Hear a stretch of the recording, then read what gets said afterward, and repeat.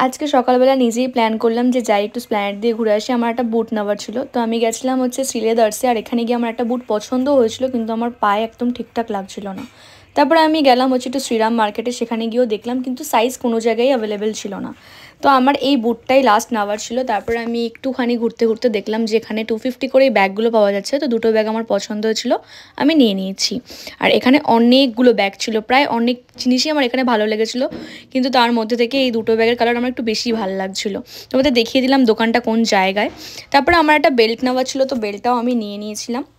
ওইখান থেকে বেরিয়ে নিজে নিজেই চলে গেলাম একটু খাওয়া দাওয়া করতে। তোমরা অনেকেই কম বেশি আমাকে জিজ্ঞাসা করো যে আমার একা একা ঘুরতে লজ্জা লাগে কিনা, কিন্তু একদমই নয়। আমি একা একা অনেক অনেক জায়গায় যেতে ভালোবাসি, আমি একা একা খেতেও ভালোবাসি। একটু বোর লাগে, তাই জন্য আমার এই বন্ধুগুলোকে আমি ডেকে নিয়েছিলাম, কারণ ওদের অফিস একদমই পাশে। কিন্তু ওদের ডাকার পরে আমি আর সেই খাবার পাইনি কোনোভাবে। ওরা মানে থ্যাংক ইউ বলে ওরা খাওয়া শুরু করে দিল, ব্যাস বাকিটা ইতিহাস। তারপরে আমরা ওখান থেকে খাওয়া দাওয়া করে ওরা আমাকে মেট্রোতে তুলে দিল, আমি বাড়ির দিকে রওনা দিয়ে দিলাম। আর মাঝখানে ওদেরকে আমি আবার ফলের রসও খাইয়েছিলাম, মানে এত কিছু, মানে আমারই বিপদ হলো ওদেরকে ডেকে।